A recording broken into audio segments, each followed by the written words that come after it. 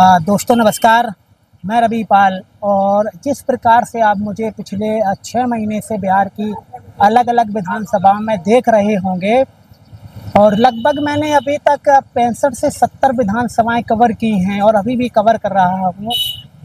और कल ही election commission ने प्रेस कॉन्फ्रेंस की पटना में, और जो उनसे सवाल पूछे गए थे, तो हालांकि वो सवाल उन्होंने नहीं बताए, लेकिन अब समय है कि जिन विधानसभाओं में मैं घूमा हूँ उन विधानसभाओं का विश्लेषण करने की। अभी मैं नालंदा की जो बात करूँगा, और जो नालंदा में 7 विधानसभाएं हैं, और जिस प्रकार से मैंने जो पहली जो बिहार शरीफ विधानसभा वो मैंने महागठबंधन के खाते में डाल दी है, और वहाँ से मैं महागठबंधन को जिता रहा हूँ। आज मैं इस्लामपुर विधानसभा की बात करूँगा। इस्लाम विधानसभा के बारे में थोड़ा समझ लेते हैं ताकि आपको भी समझ में आ जाए।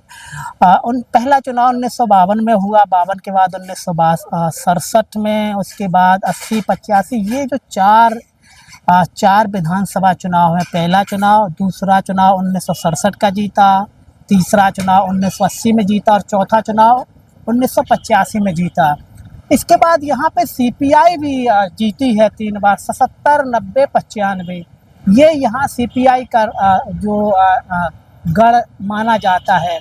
लेकिन वर्तमान में यहाँ पर जो विधायक हैं ये महागठबंधन के राकेश कुमार रोशन हैं। इनको राकेश रोशन के नाम से भी जानते हैं। और इस्लामपुर में मैंने एकंगल राय जो स्टेशन है वहाँ पर भी मैंने लोगों से बात की, और उसके बाद मैं इस्लामपुर भी गया हूँ, और मोस्टली मैंने रूरल एरिया में भी बात की इनका। और इसमें 2-3 बिरादरी के लोगों से, जाति के लोगों से मैंने बात की, ताकि आपको समझने में आसानी हो कि जो विधानसभा ऐसा नहीं है कि सिर्फ एक लोगों ने क्या नाम है कि मैंने एक लोगों से बात की है। तो थोड़ा विधायक के बारे में हम समझ लेते हैं। जो वर्तमान में राकेश कुमार रोशन है, इन्होंने चंद्रसेन प्रसाद को हराया था पिछले चुनाव में, और उससे पहले चंद्रसेन हैं, ऐसा कहा जाता है, और ऐसा लोगों ने मुझे बताया। उनको अपनी ही कास्ट ने हरा दिया था, और राकेश रोशन पे बहुत उम्मीदें थी लोगों की।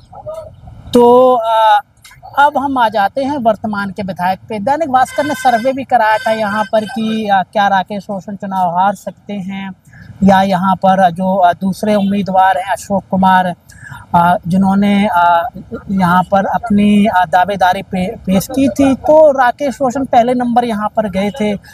अब आ जाते हैं वर्तमान चुनाव पर। वर्तमान चुनाव में क्या हो रहा है कि ऐसा कहा जा रहा है कि ये जो सीट है इस्लामपुर विधानसभा की, ये महागठबंधन के हाथ से जा सकती है। ऐसा क्यों? क्योंकि जो इनके पुराने नेता थे महागठबंधन के, जिसमें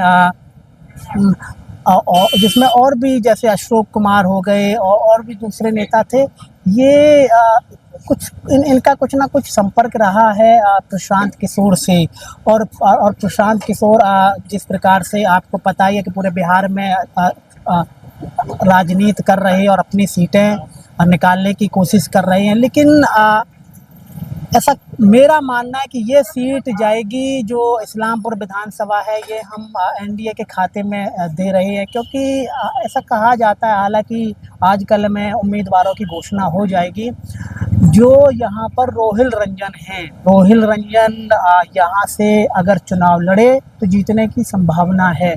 हालांकि ये हमारा समीकरण है, और ऐसे समीकरण बिल्कुल सच नहीं होते, लेकिन जो मैंने ज़मीन पर देखा, जो मैंने बात की।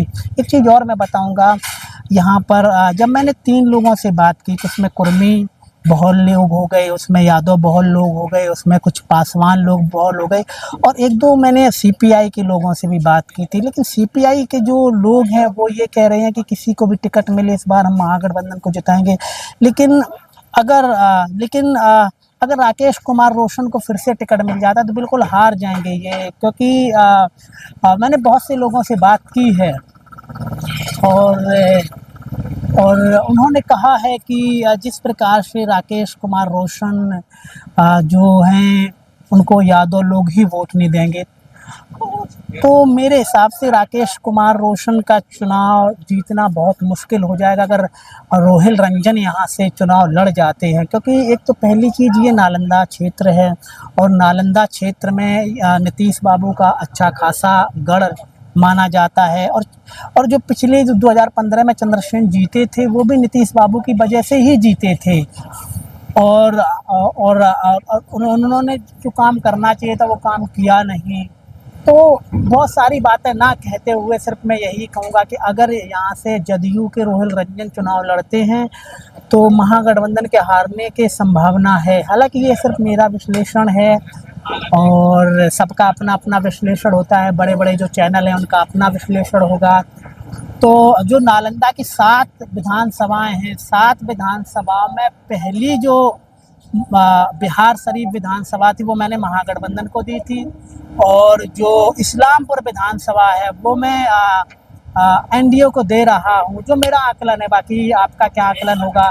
आपका कोई सुझाव हो या फिर आप कुछ राय देना चाहते हो तो हमें बताएं, हमें लिखें और अपना जो भी कहना चाहते वो भी मुझसे कहें। और आप लोगों ने इतना मुझे सपोर्ट किया है, इतना मुझे देखा, इसके लिए आपका बहुत बहुत शुक्रिया। मुझे देखने के लिए बहुत बहुत शुक्रिया, धन्यवाद।